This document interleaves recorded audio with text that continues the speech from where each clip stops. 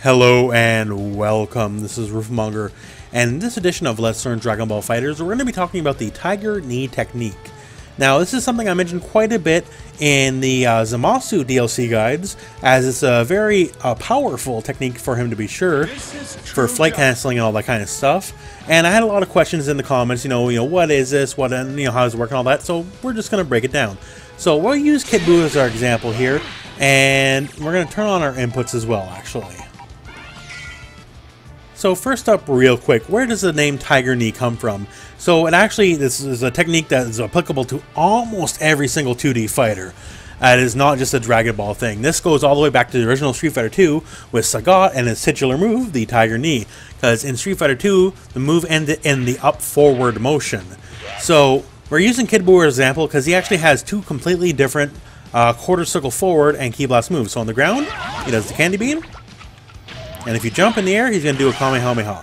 So what we're going to do is this. We're just going to do our quarter circle forward motion here.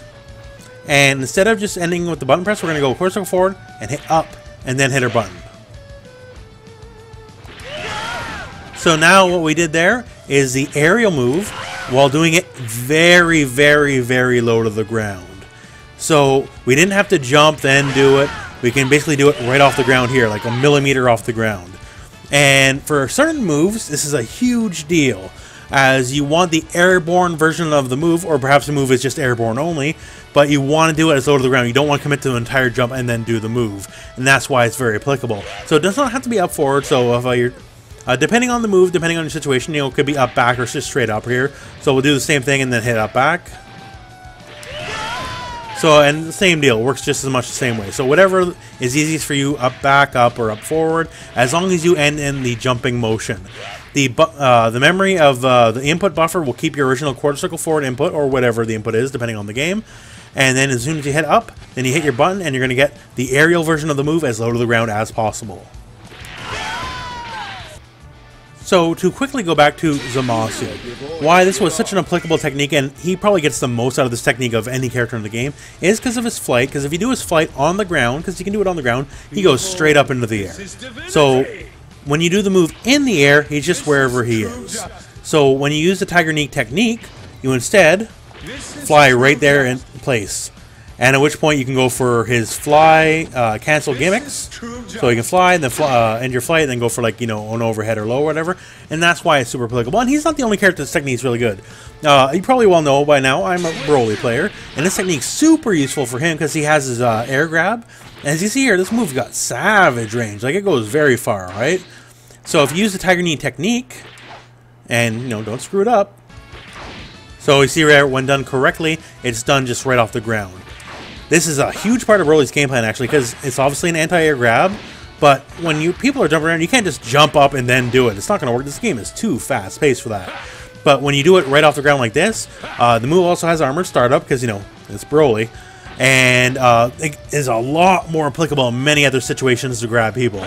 So for him, the Tiger Knee method, if you were playing Broly and you want to take him to his maximum, yeah, there we go. See, I know the memes too.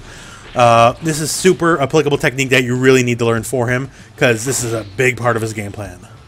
So I hope this video helped you understand this technique a bit better, as it's a pretty strong technique for some characters. Now, it's not going to be as applicable for every character, because not every character is going to get as much advantage of it.